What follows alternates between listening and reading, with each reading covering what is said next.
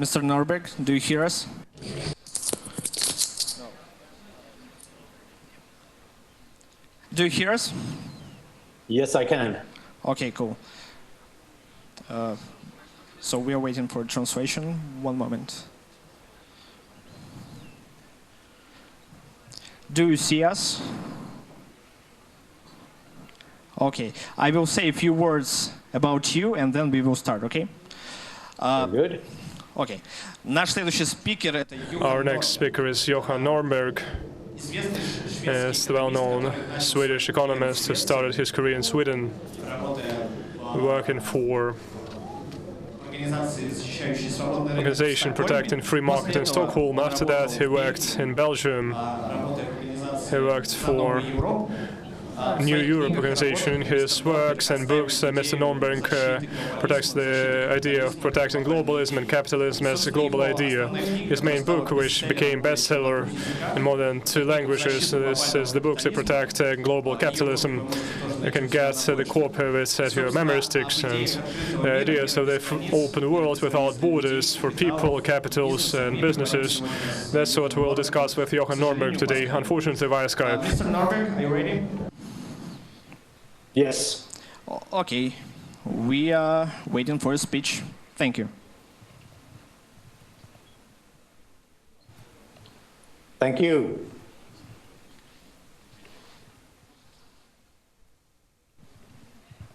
Yes, we can start.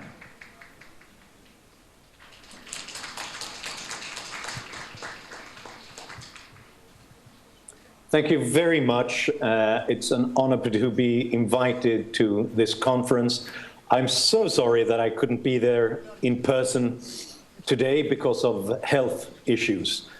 But I have been to Ukraine before, I have been to Kiev before, and I must say that I know very well what the country is going through right now, and all of you who are fighting for not just Ukraine independence and against outside aggressors, but also against domestic forces opposed to freedom. You have a sincere friend in me and of all friends of liberty and democracy throughout the world. So I'd like to start off by thanking you for all of the hard and impressive work that you are doing. I have been asked to talk a little bit about the promise of an open world, the situation that the world is in right now, the potential that's in there in an open international economy, in globalization, in more widespread freedom around the world than we've seen in a very long time.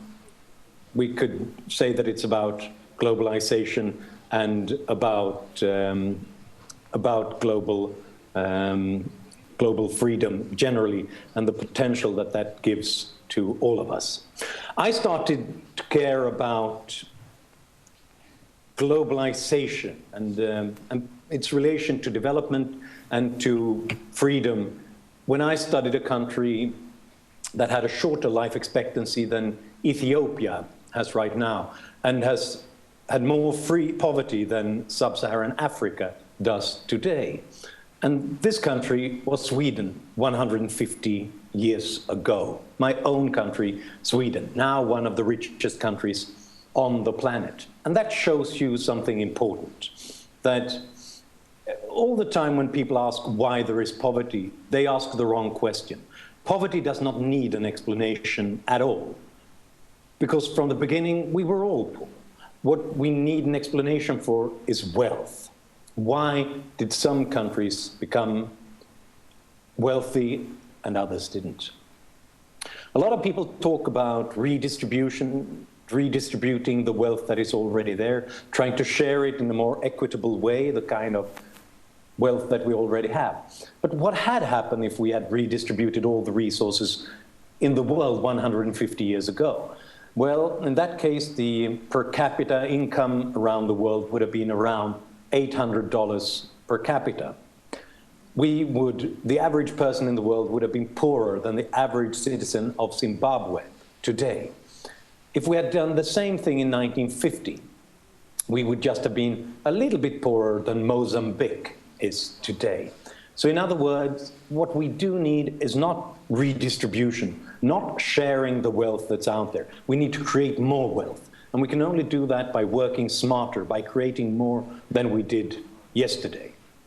What happened in Sweden in the late 19th century, after having been one of the poorest countries on the planet? Well, in the 1860s, Swedes still mixed bark from the trees in the bread, just to make sure that their children didn't survive. But at that time, a group of classical, liberal, free market politicians in Sweden began to give Sweden freedom of association, freedom to do business, free trade with the rest of the world. And this allowed people to start to do things in better ways than they did before. They could start to innovate, even though there were old monopolies who tried to block the old ways. Now they had the freedom of association, freedom of business, so they could do things in a smarter way. Swedes could begin to import the things that we couldn't produce ourselves in an efficient way, and we could start to export the things we did have in abundance, like the forests, trees, paper, timber, iron ore, steel, and so on. And we could begin with the resources we got to mechanize the old trades, the old businesses, the old ways of producing things, the manufacturing businesses, and so on. We benefited from globalization in that era, 150 years ago. It was not the internet, it was the telegraph, it was not container shipping, it was the railway and the steamboats. It was not the global free trade, the World Trade Organization and things like that. It was that era's free trade association between England and France that more and more countries adhered to, and so did Sweden in the 1860s. This made all the difference. Because if you have a 2% growth rate in a country, well, then you double the average income in that country in 35 years. If you can increase that growth rate to 4%, you double everything in 17 years. Over time, economic growth, making things in a smarter way tomorrow than we did yesterday, makes all the difference. And no redistribution scheme can ever come close to things like doubling the average income in a country. Sweden could do this in 40 years, from 1860 and onwards, because, and that was faster than the other countries that had already industrialized, because Sweden could benefit from other countries having already done things. We could borrow capital from England and France. We could import the best ways of producing railways, the best ways of producing steel from other countries that had already spent a lot of resources and spent a lot of wealth and time to produce things like that. So Sweden began to implement better policies, open policies, benefiting from what others did, and soon, in just 100 years, one of the poorest countries on the planet became one of the richest countries on the planet. Already in the 1960s, before we had any kind of welfare state in Sweden, Sweden was one of the richest countries on the planet. We had lower taxes than the United States and Switzerland did, and Sweden was one of the richest countries. So it goes to show that we could only begin with redistribution schemes on a large scale only after having become one of the richest countries in the world. Let me here take a small detour and talk about something else than globalization today and Sweden's development in the world. And let me talk to you, give you a tale of two islands, a little story about two different islands with very different fates because of their role in international exchange. The first such island is Tasmania, an island off the south coast of Australia that was separated from Australia entirely 10,000 years ago. That's when the ocean began to really separate it from the mainland. When Tasmania was discovered again a few hundred years ago, the explorers realized that Tasmania had not done the same kind of innovations, the same kind of development than the natives in the rest of Australia had. But more than that, they had forgotten the knowledge and the technology that they brought with them 10,000 years ago. They had no weapons, they had no fish traps, no bone tools like needles, so they couldn't sew skins into clothes, so they went around naked in the winter cold. The archaeologists who described what had happened, Rhys Jones, talked about the slow strangulation of the mind, as if the mind had been strangled in Tasmania. But it was not that they didn't have a mind or that their brain was at fault. The problem was that they had lost access to the brains of others. A group of about 5,000 people is not big enough to uphold an advanced division of labor and create innovations, as Matt Ridley points out, the science writer, in his book, The Rational Optimist, when he writes about this Tasmanian example. On the mainland, they had tens and hundreds of thousands of people constantly exchanging so that they could specialize in various things. Others could develop new knowledge in other spheres, and they could exchange these things, and they could all be better off in the end. That had not happened in Tasmania. Now compare this to another island, Tierra del Fuego, at the southern tip of South America. It is not a much bigger island with not much bigger population, but when they were met by Charles Darwin 150 years ago, he realized that they had developed. They had fish nets, they had snares for birds, they used hooks, they used harpoons, they used arrows, and they had clothing, so they didn't have to be cold in the midst of winter. All of these things were made with specialized tools that they had developed themselves. The difference was not that people in Tierra del Fuego were smarter, that their brains were more worked at a better pace than in Tasmania.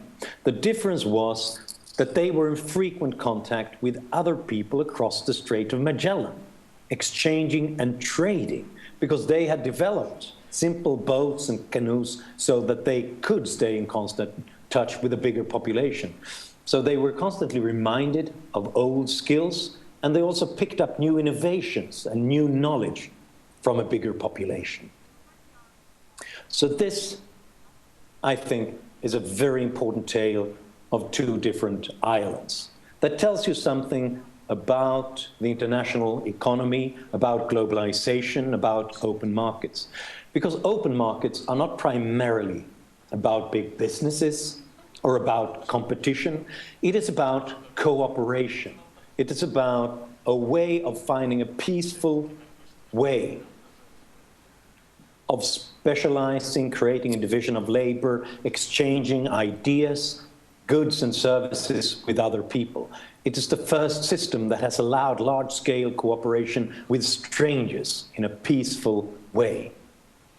The Tierra del Fuego versus Tasmania story is about the ability to do things across distances, across borders, having a division of labor, having trade, exchange, communication, the ability to benefit from the minds and work of others, and for them to benefit from yours.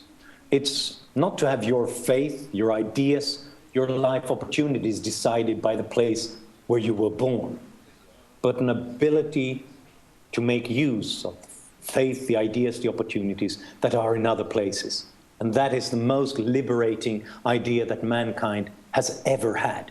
And this is what happened to Sweden in the late 19th century. We were suddenly connected to the rest of the world and could make use of those technologies, that knowledge, those ideas that were developed back there. And I begin this talk by mentioning this, presenting you with this tale of two islands, because the globalized world of today gives more people than ever the same chance to do this, faster than has ever happened before. Because this era of globalization is really a new way of doing the same thing, but on a larger scale. Exchanging ideas and communication, the very fact that I'm able to talk to you despite the fact that health keeps me imprisoned in Sweden right now, because of a very recent, incredibly recent development with the World Wide Web, the internet, fiber optics. As late as the 1950s, we had an Atlantic cable, so that when people wanted to have a phone call made from Sweden to the United States, it was incredibly expensive, and the cable could only carry 36 phone calls at the same time. So my mother-in-law, she had to wait for 2 days before she phoned her parents when she was in the United States for 1 year, just to say Merry Christmas to them, which was kind of pointless 2 days later. Well, in the 1980s, that technology had been developed, so it could carry 4,000 phone calls at the same time. Today, it can carry almost as many phone calls, Skype calls, carry as much communication as we'd like to send, and at almost no cost. Computer power has exploded, and we've digitalized everything from sounds to images to music, so that we can spread all those things around the world. At the same time, we have a change in logistics that has been perhaps even more important. Before the 1950s, we had no container shipping, so people couldn't really have an advanced division of labor where they sent components and goods around the world. The periphery of the world economy was only used to extract resources, and then everything was produced in the center of the economy. But with container shipping, the costs of shipping, offloading, unloading was reduced by some 97%. So suddenly it was possible to participate in the world economy, even though you're not best in everything, but you could be the best at one component or in simple toys or clothes and send it to another part of the world. And if you produce factories for clothes, well, then you can later on use those factories to produce high-tech products. And if you create infrastructure in harbors where you ship toys, well, then you can easily use them to ship iPhones and computers in the future. In the 1970s and onwards, we had a deregulation of logistics around the world. It used to be banned, blocked for a company, for example, in Shanghai in China, to just send goods to the United States and try to make sure that they had trucks in China and ships and containers across the Pacific Ocean, and then new trucks in the United States, and just have one chain, logistics chain like that. Well, that was liberalized in the 1970s and 1980s, so that you could suddenly do all those things, contact one company, and they hired all those people to do all those in-between things, and you were only sent one invoice at the end of it all. We had a deregulation of airlines that has made flying so cheap that students in Europe can buy tickets to another continent to protest against deregulation. That's how far globalization has gone. This has led to a huge democratization of the world economy. It makes the world much less like Tasmania and much more like Tierra del Fuego. More people can participate, communicate, and cooperate across borders. They can help one another to get what they don't have.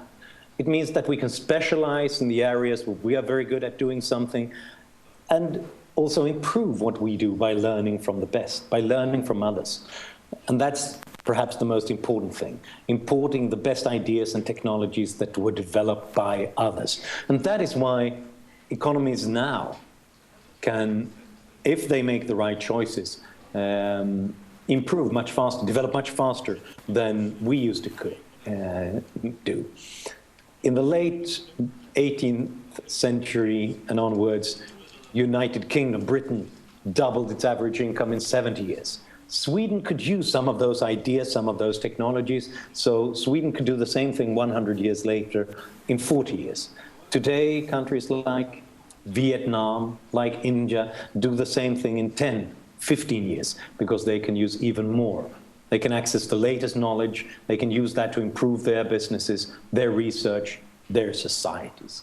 And that's most important for those who have the least. Those who have the least education, those who have the least capital. Globalization is mostly a benefit to them. As Bill Gates of Microsoft fame and of the Bill and Melinda Gates Foundation has put it in a thought experiment. 30 years ago, if you had to choose between being born a genius in Mumbai in India or Shanghai in China and an average person in a small American city, you would have chosen the small American city because your chances of living a prosperous and fulfilled life were much greater there.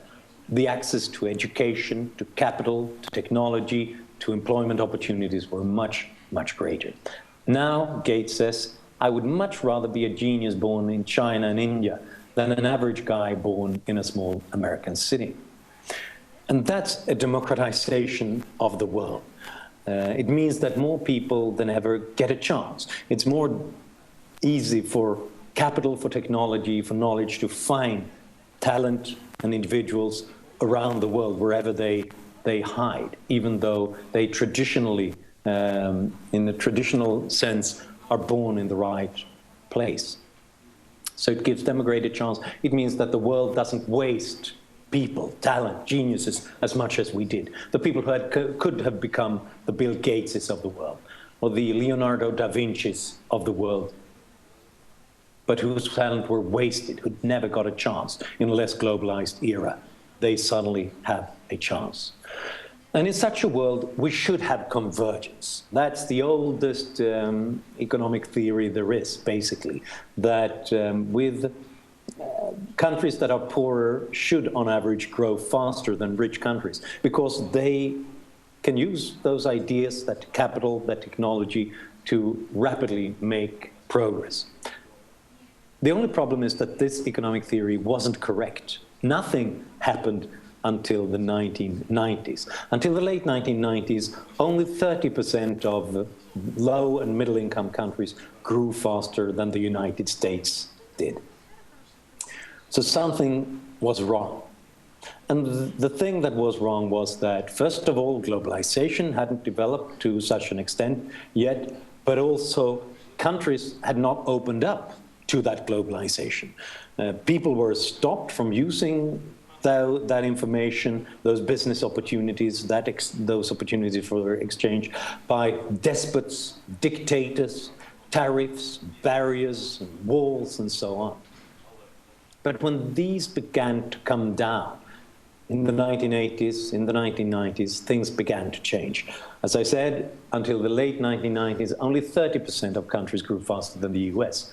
But since 2000, 73% of low and middle income countries have grown faster than the United States, and on average by 3.3% annually. And that makes a huge difference.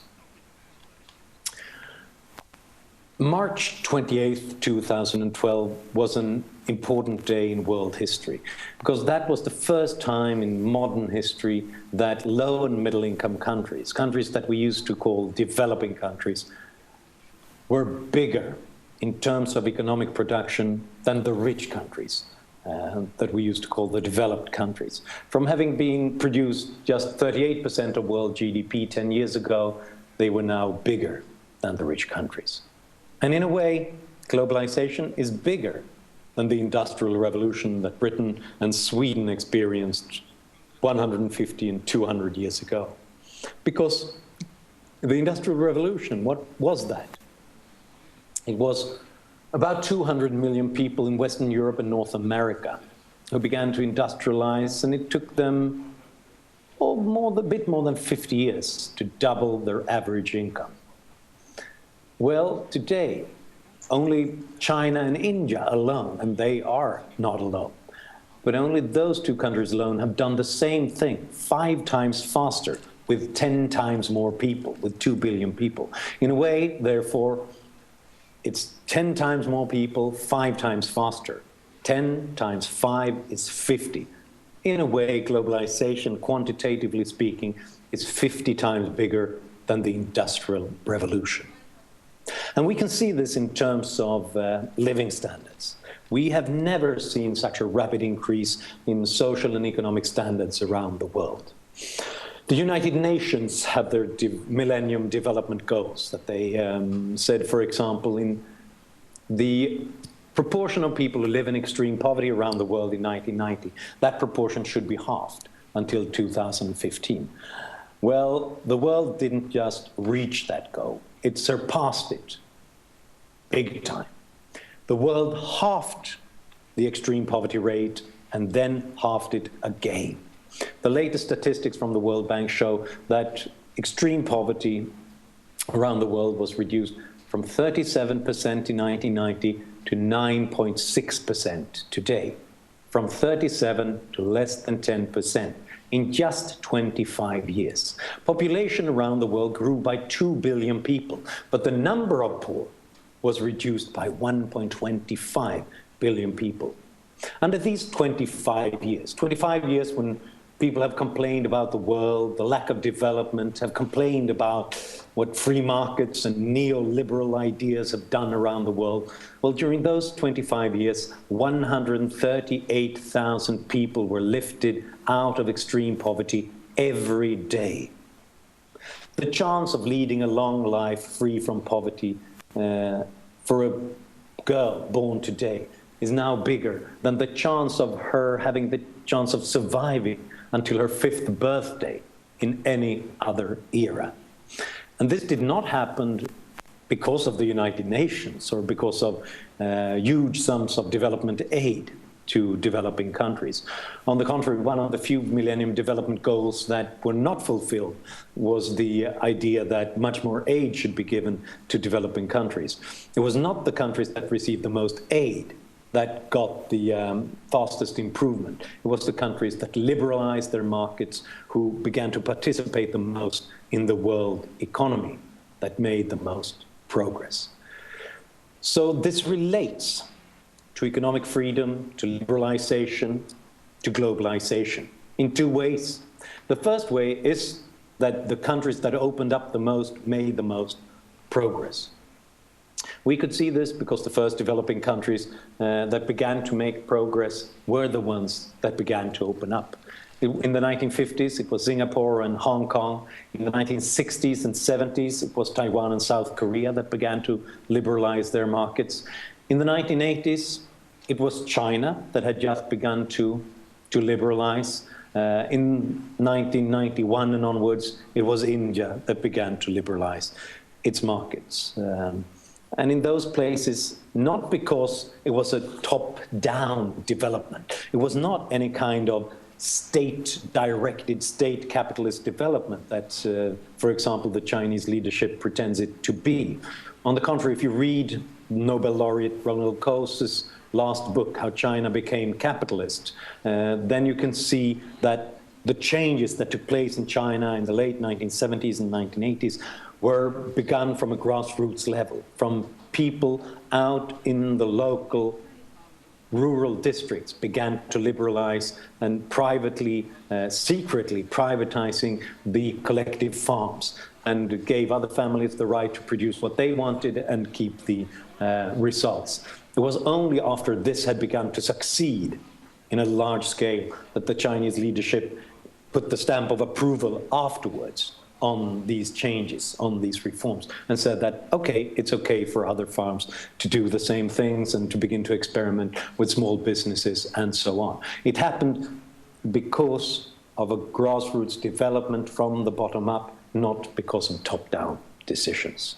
And it happened on a larger scale only when the leadership began to accept that more people did the same thing. The other way in which this relates to globalization and to global economic freedom is that it has become cheaper to buy a certain living standard than ever. It's not just that countries become richer as they begin to open up and give their people, their population, freedom. That's an important thing, that they become richer, they can afford to buy a better living standard. But just as important, and almost more important, is that it's cheaper than ever to buy that living standard, because the cost has come down on everything, from the best technology to produce a surplus in agricultural lands, to the best medical clinics, to the latest drugs that can be used, to education, and so on. Life expectancy in a country with a GDP per head of $300 was 33 years in the 1950s. Today, it is almost 50 years. For a country with a GDP per head of $3,000, life expectancy was 59 years in 1950. Today, it is some 67 years. This means, in other words, on some kind of average, the same amount of money can buy around a decade more of life expectancy today than it could 50 years ago. A country that's remained on exactly the same economic standard could give their people 10 years more of life expectancy because of a reduction in costs in all those things, because of innovators, because of innovations, because of eccentric entrepreneurs have reduced the cost of everything. Look at malnutrition, hunger, as something else that has been reduced dramatically. Since the early 1970s, the proportion of people living in hunger, chronic undernourishment, has been reduced by 2/3. And that's partly because countries have become richer, but also because it's cheaper than ever to buy food. Even if a country made no economic progress at all since 1975, it would be able to afford to consume almost 200 more calories per head per day, a little bit more than the actual increase in wealth made them able to consume. So improved food production and food distribution technologies, from the tractors to the better crops to irrigation systems, contributed slightly more than increased wealth did to a total increase in consumption of more than 300 calories. Lower prices mattered slightly more than higher incomes. There is a very strong link between the welfare indicators of a country and its own rate of economic growth, if we look around the world in the last few decades, and that's hardly surprising. If you increase economic growth, if you have more wealth, then you can also buy all those things that make life easier. But what is interesting and fascinating and counterintuitive when you look at the data is that there is an even stronger link between a country's welfare indicators and global growth. In other words, the principal factor behind a country enhancing its level of education or health or reducing hunger is for other countries to have the same trend. A clear indication that scientific and technological breakthroughs are finding it increasingly easy to cross national borders. Because it is hard to discover antibiotics or to invent the internet or invent the iPhone, but it is easy to use them once someone else has already done the hard part. At least if that country is open, if that country's economy is open, if it's open for the latest ideas, if it has the social and technological infrastructure to import the best ideas that exist. The problem, of course, is that this kind of globalization, this kind of global economy, almost always looks difficult and hard in the short run. The counterintuitive thing is that free trade looks bad in the short run because it looks like our companies suddenly face competition. And if that factory cannot compete with the rest of the world, when we open our borders, when we open up for tariffs, it means that that factory runs out of business and then people lose their jobs. And that's why everybody talks about why we need tariffs, why we need subsidies for our own businesses, why we should protect them from the rest of the world. The problem is that that's only what is seen. One manufacturer loses his job. That is what is seen. But there are other factors that are not seen as easily, consequences that are more long-term and that are widespread in the economy. Yes, one manufacturer loses his job, but another manufacturer gets a job, someone who is better at doing what that manufacturer did in a worse way. It could be a foreigner, but that's important as well because we're all foreigners in another country. And it also means that when they get more jobs in that country, it might mean that we can export more things. And it also means that our consumers get lower prices on whatever that manufacturer used to produce, which means that we can now afford something else, something that we couldn't afford before. New goods, new services, better healthcare, better education, new opportunities for traveling, better technology, and so on. And that means that another manufacturer or producer of those things gets a job. Those are the things that are not seen. Those are the things that we have to foresee, as Frederick Bastiat, the 19th century liberal economist, put it. There are things that are seen, but there are also, and that's what media focus on, what politicians focus on, and so on. But there are also things that are not seen. We have to try to foresee them, and that's what economists try to do. Yes, one manufacturer loses his job. That's what is seen. But we do not see that another manufacturer gets a job, we can export more to that country, and people get lower prices so they can suddenly afford those goods and services, which means that they can afford new things, new and better things, which means that another manufacturer gets a job and can employ more people. So it's actually 5 against 1 for globalization, for free trade, for free markets.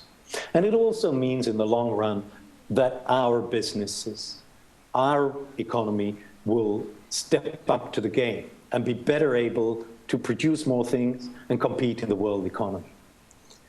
It used to be said that we need infant industry tariffs. We need infant tariffs for our companies so that they can grow strong behind those tariffs when they have a secured market back home in the domestic arena. And then they can start working on the global arena, which is the worst theory in the international economy that we've ever heard. Because as anyone who has ever seen children and infants know, is that the best way to making them grow up is not to protect them from all the signals from the rest of the world, to protect them from the knowledge of what goes on, but to step by step exposing them to it. What would happen if our sportsmen, our footballers didn't play against the best competition around the world? Yes, they would win out more often, but would they go to the trouble of becoming better all the time, putting in all those extra hours of training, rethink their strategies and do difficult things to constantly improve? Probably not. And that's what we saw with companies around the world that were protected behind tariffs. They grew lazy. They didn't grow up. They grew lazy, and they grew into big, fat monopolies that just gave people worse goods and services at a higher cost so that they couldn't compete. I've recently been to India to research this. When India began to open up, many said that its economy would be destroyed because they didn't have strong industries behind those tariff barriers. And that was true. It was very difficult for those companies. But it also meant that they rapidly began to develop new competitive businesses that use the latest technologies because they were exposed to the best technologies. And now suddenly India boasts big competitive businesses in goods and services. So we need to expose ourselves to the best ideas, to the best technologies around the world. But, and let this be my last message here, it is not enough to think big when it comes to the world economy. We also have to think small. Remember that container in which we can put the things that we specialize in, the components that we're good at, and then we can send it to other countries and in exchange get the things that we are bad at doing? Well, it's an amazing innovation.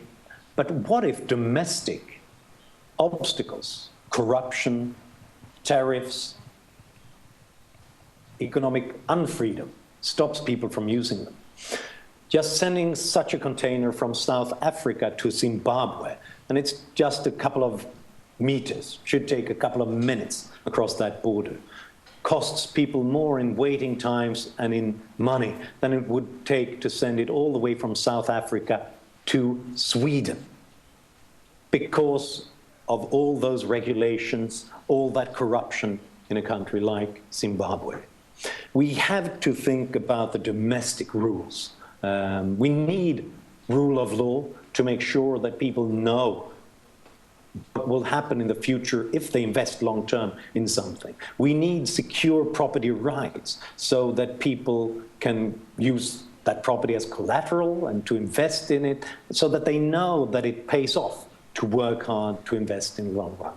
We need freedom from corruption so that people know that they can try out something new, that they can exchange with others, that they can produce things without being constantly stopped, blocked by policemen, by politicians, by people who are related to the politicians, which is often the case when you have a lot of regulations and license requirements. Well, in that case, every bureaucrat, every police can demand bribes just to allow you to do something small scale. And if you're not allowed to do it small scale, you can never do it big scale.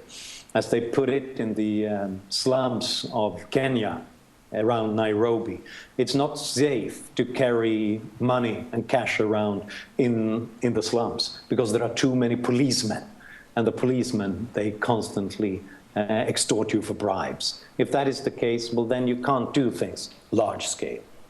If you just open the borders, if you just abolish the tariffs, it could be a globalization for the rich and for the powerful, for those who can already do things, those who are politically connected.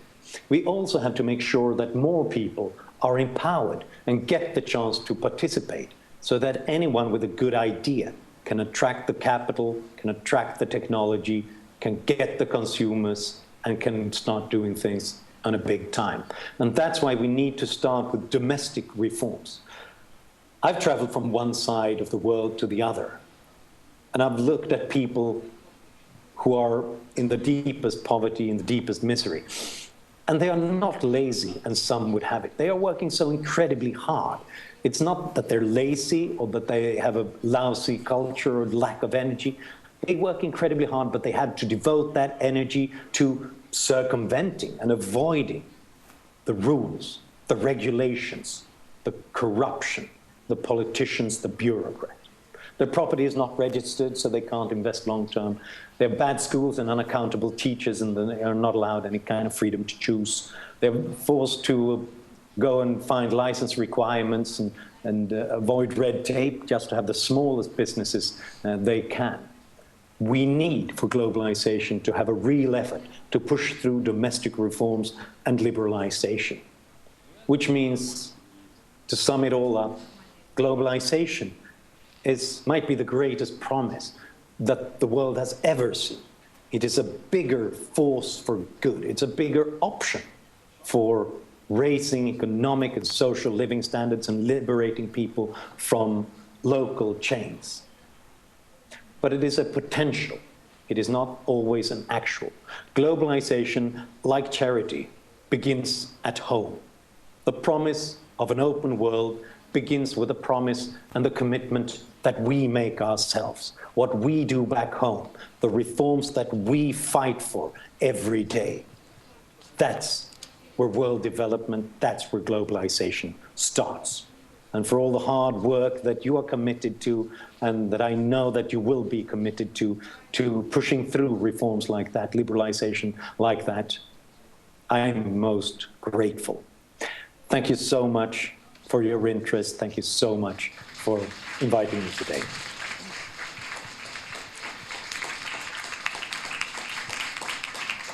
Thank you so much, Mr. Norberg. Now we have some time for a few questions, but we can ask questions only in English, okay?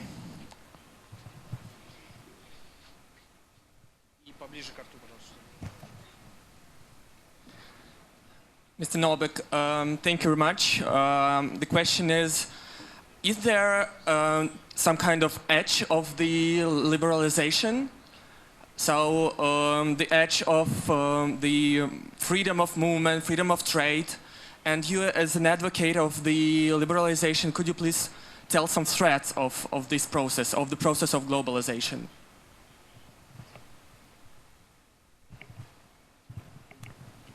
I'm sorry, this is probably my fault and the fault of technology. I just praised technology and fiber optics and the internet around the world, everything it makes possible, but it doesn't make it possible for me to hear the question completely. Would it be possible for someone to write it in the Skype chat, a brief summary of the question? That would make it possible for me to get it better. We can try again. Thank you. Sorry for being difficult. Okay, so is there an edge of the liberalization? Is the first question. And the second question is, you as an advocate of the globalization, could you name some threats of this process? Some backsides to this process. Yeah. Is that it? Yeah. I think that, first of all, the biggest backside to this process is, I think, what I said about the how we are suddenly exposed to the competition from other places, which means that we are suddenly exposed to a competition that we didn't have before. It might be a problem for our businesses, it might lead to, in the short run, a loss of jobs and other things. But as I also pointed out, I think that's what is needed to improve those businesses, those technologies. But there are other things that I think are more serious problems in a world of globalization. When we have a widespread, when we have communication, ideas traveling across borders constantly, well, not all of those ideas will be good ideas. It also means that some of the worst and most awful ideas that we've ever heard gets a hearing that they didn't have before. It's it's a great thing that the internet has made it possible for small minority groups in small villages to suddenly find friends, find others with the same kind of problems or identity that they have, so that they can suddenly fulfill their own identity. But there are also others who do this, extremists, people who believe in awful, vicious ideas, that it used to be sort of come at a high social cost to go to a meeting in your local community with this. But on the internet, that kind of hate propaganda could travel across the planet.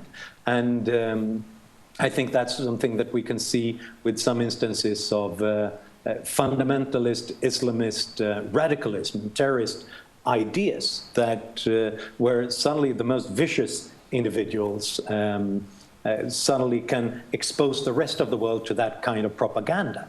And that's something that we have to learn about. The genie is out of the bottle. We won't be able to stop those ideas. When we try to stop ideas, it's always the better ideas and the more moderate people who are stopped, whereas the extremists will find a way in either case.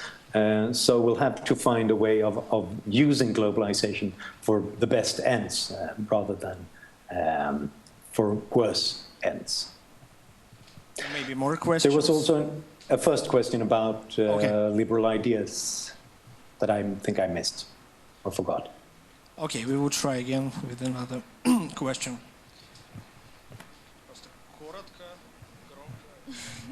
Okay. Hello. So in terms of globalization and in terms of association agreement between Ukraine and the European Union, the European Union abolished the tariffs for Ukrainian products, and now starting 1st of January the coming year, Ukraine abolishes tariffs for European Union products. But the problem of Ukraine is not the tariffs, but the non-tariff barriers. And there are some fears that the European products will steal the market here in Ukraine. Can you comment on that? Thank you. Thank you. I wouldn't be in an expert position on commenting on the particular trade reduction that is taking place and in which sector that is the case. But let me give you a brief overview of my thoughts on this. There are two different ways where I would sort of give slightly different responses.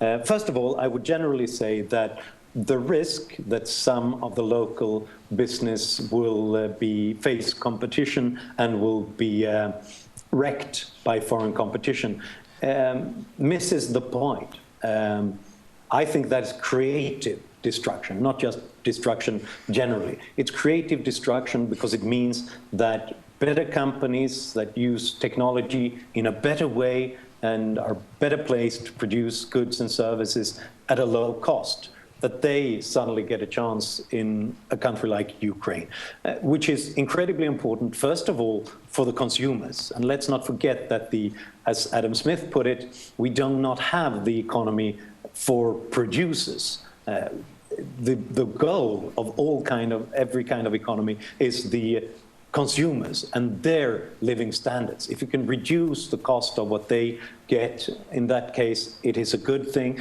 And it also means that prices will be reduced. That's probably why they buy those things. And in that case, the purchasing power in the local economy will be increased so that they can buy new and more advanced goods and services, so that will help the local economy generally.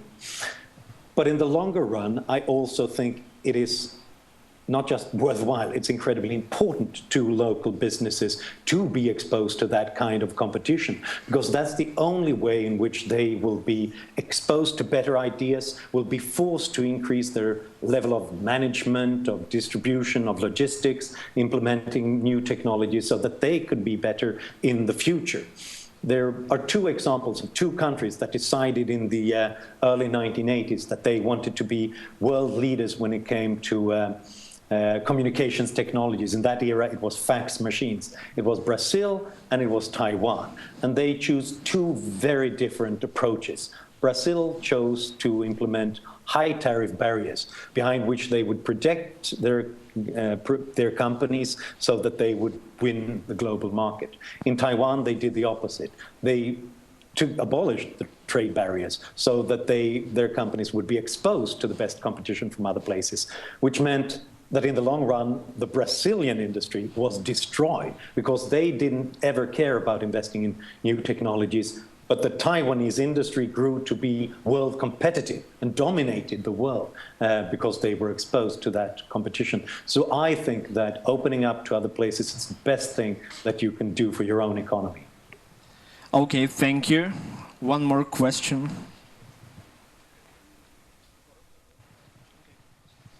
Hello, I have a question that you said that food is cheap enough nowadays, so anybody can afford it, and in any country can grow anything they want with nowadays technologies. And we have experience of, for example, Israel, where there is desert, and still they can grow anything they want. But still, some people say that Ukraine can be an agricultural economic, and how can you comment it? Is it possible? And if it is, so how? Is it clear?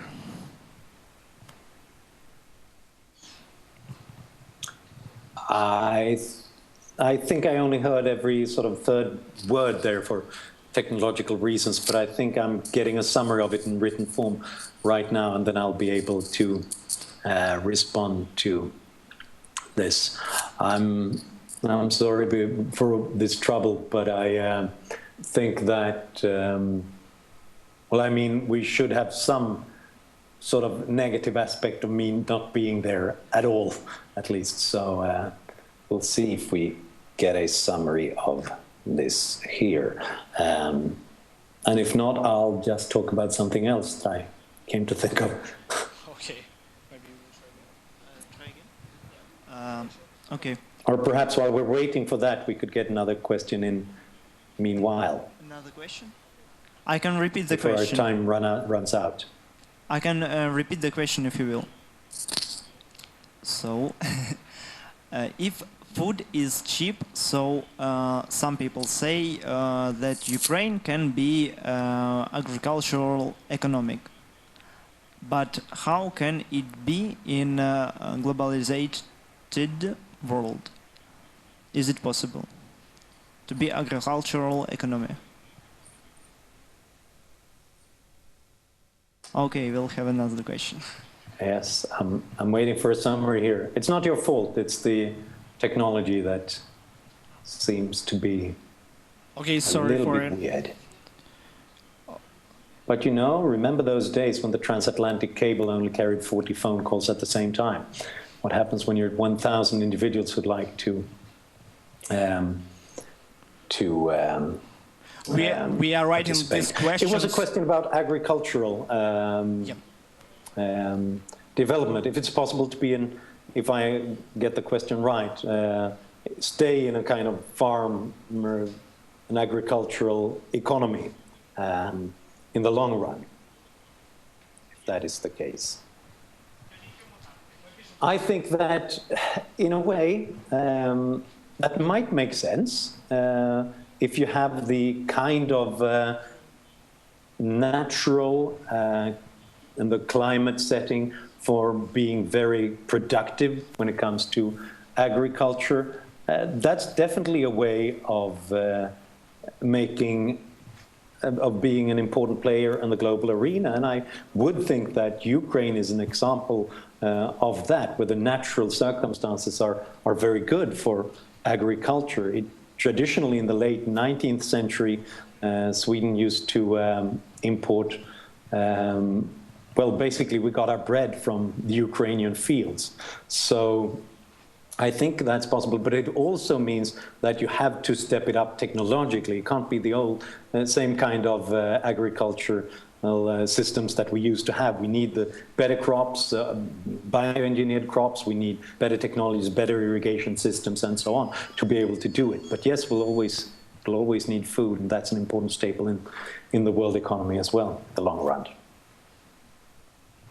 Okay, maybe one more clear question.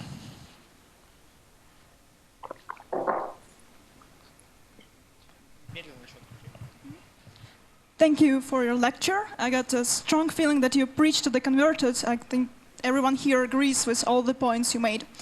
My question is, what is the role in current economic development of European countries, of refugees and immigrants? Because globalization is what gave them the possibility to get to Europe.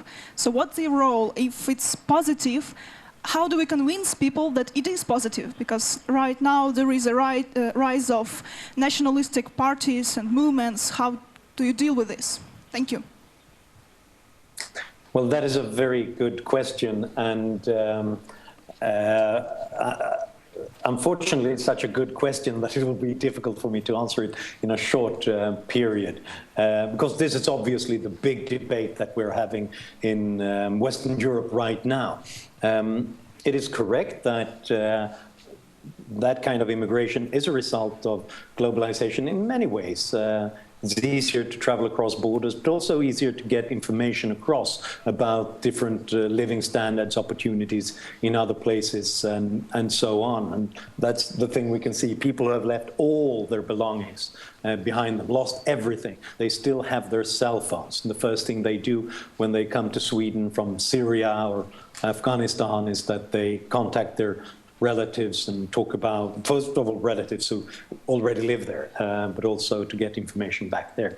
What are my thoughts on this? Well, first of all, my thought is that we're going through an incredibly difficult situation in a country like Syria, a country that is being destroyed right now. Half of that population is now displaced internally or in other countries. And I think that other countries should step up and give people opportunities to start new lives as much as possible in a new setting, to save their lives, to save their futures, to be able to start new lives.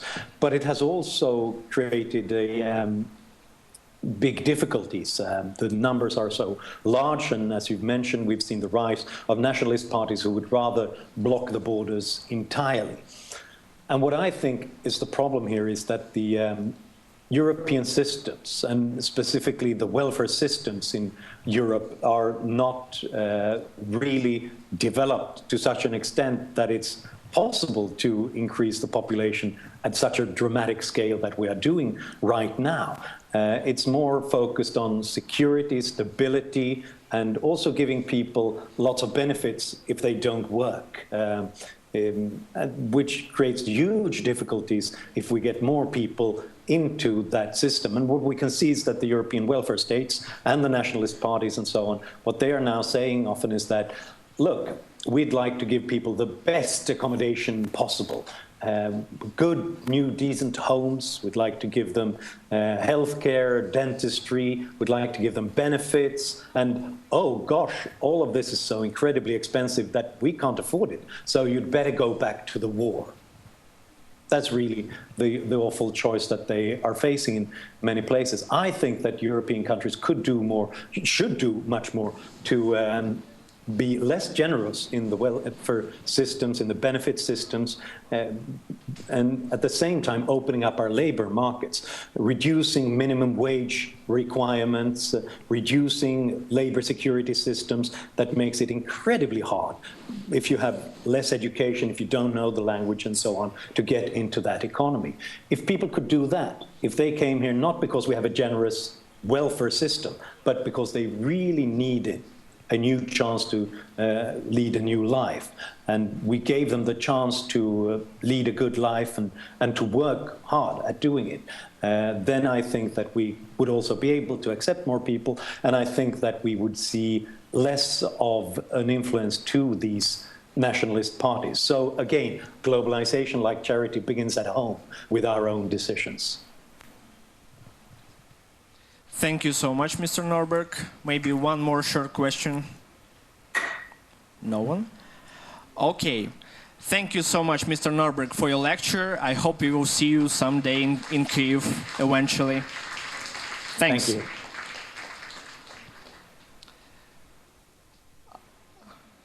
Да. Мы переходим к нашей следующей. We move to our next lecture. Now we would discuss with Andrei Larionov, a senior research fellow of Cato Institute, the president of Institute of Economic Analysis. You have met him yesterday if you visited both days of Free Generation Forum. Today in his lecture, Andrei will discuss the Index of Economic Freedom. This report on which Andrei's research is based is developed by the Cato Institute of the United States. You have it on your memory sticks, you can read it and use it in your research if you're economists or this is just interesting for you.